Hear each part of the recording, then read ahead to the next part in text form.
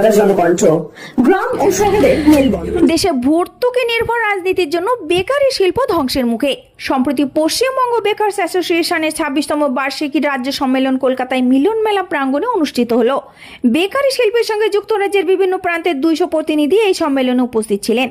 অতিথি হিসেবে উপস্থিত ছিলেন হাওড়া চেম্বার অফ কমার্সের চেয়ারম্যান বিশিষ্ট সমাজসেবী শঙ্কর সান্যাল, যাদবপুর বিশ্ববিদ্যালয়ের অধ্যাপক প্রশান্ত কুমার বিশ্বাস, ক্ষুদ্র শিল্পের বিশিষ্ট আধিকারিক দেবদত্ত ব্যানার্জি, সংগঠনের সভাপতি বজরং প্রসাদ আগারওয়াল সহ সভাপতি শেখ আবু জাফর ও অমিতাভ জানা, সংগঠনের সম্পাদক নূর হোসেন মল্লিক, সিইও আরিফুল ইসলাম প্রমুখ। এই সম্মেলনে বিশেষ করে রাজ্য তথা দেশের ভর্তুকি নির্ভর রাজনীতির ধারা অব্যাহত থাকলে ছোট ও ক্ষুদ্র শিল্প দেশের অর্থনীতির গতি স্লট, পাশাপাশি ছোট ও ক্ষুদ্র শিল্পের গভীরভাবে সংকট নেমে আসবে বলে মত প্রকাশ করা হয়েছে।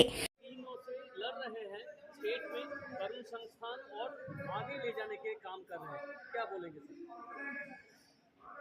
मैं बेकरी बंधुओं को सबसे पहले धन्यवाद दूंगा कि आज इन लोगों ने खूब मेहनत करके अपनी बेकरी इंडस्ट्रीज को काफ़ी आगे बढ़ाया है।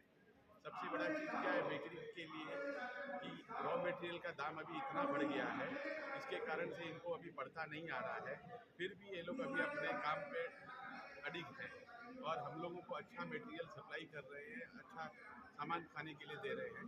मैं इन लोगों से और बोलूँगा कि अपने प्रोडक्ट को थोड़ा सा रेंज और अच्छा करें, जिससे और ये आगे सस्टेन कर सकें।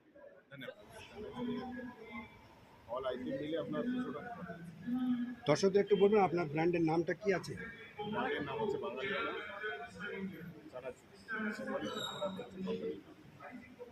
আপনার নামটা? আমার নাম হচ্ছে দেবপ্রসাদ গান্ধী। কোন জায়গায়?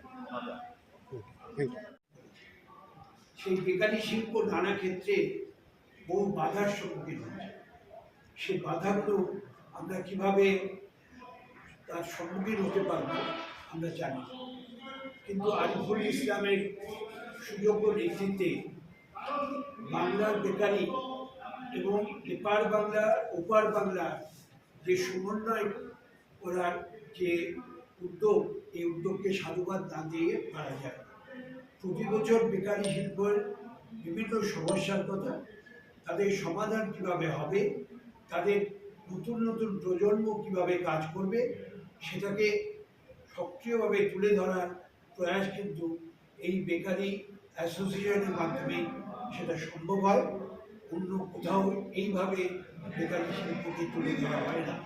আমি আরও অবাক হয়েছি যখন দেখেছি দামু মুখার্জি এবং শেখ সৈফুর রহমান দুই বাংলার বেকারি নামা বলে একটি পুস্তক প্রকাশ করেছে।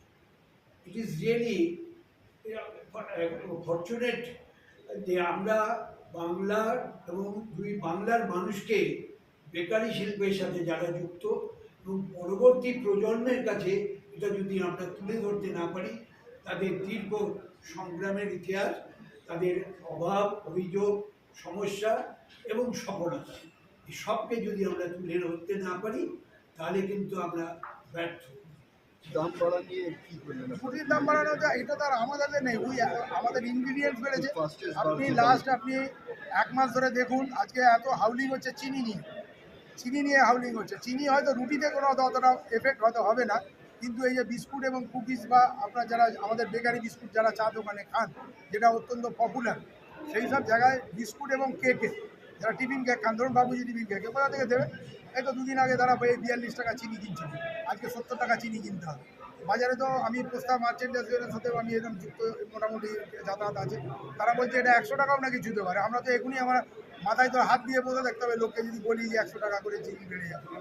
বাড়ির সাথে কিচেন রুমে আপনারা প্রত্যেকেই চিনি কিনছেন, আপনারা ময়দা কিনছেন, গম কিনছেন, আটা কিনছেন, সবই কিনছেন। বেকারি ইন্ডাস্ট্রি সাচে জিনিস এমন যে আপনার হেসেলে যা লাগছে এখানে ইন্ডাস্ট্রিতেও তাই লাগছে। কাস্টমারকে কি বার্তা দেবেন? একটা জিনিস বলতে চাই, সেটা হচ্ছে যে ইনগ্রিডিয়েন্টস যেভাবে বেড়ে যাচ্ছে, এতে কী হচ্ছে, গভর্নমেন্ট কন্ট্রোল করুক, এতে ব্ল্যাক মার্কেটিং অনেক বেড়ে গেছে, যার জন্য কী হচ্ছে আমাদের বাজারে প্রকিউরমেন্ট করতে অনেক অসুবিধা হচ্ছে।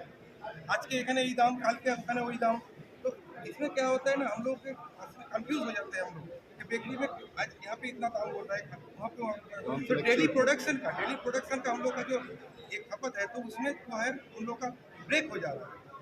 इसमें ये प्रॉब्लम गवर्नमेंट को देखना चाहिए, गवर्नमेंट देखे बहुत अच्छा होगा हम लोग के इंडस्ट्री। আমাদের বক্তব্য ছিল আজকের এজেন্ডায় অনুদানের রাজনীতি বন্ধ করুন, ভর্তুকির রাজনীতি বন্ধ করুন।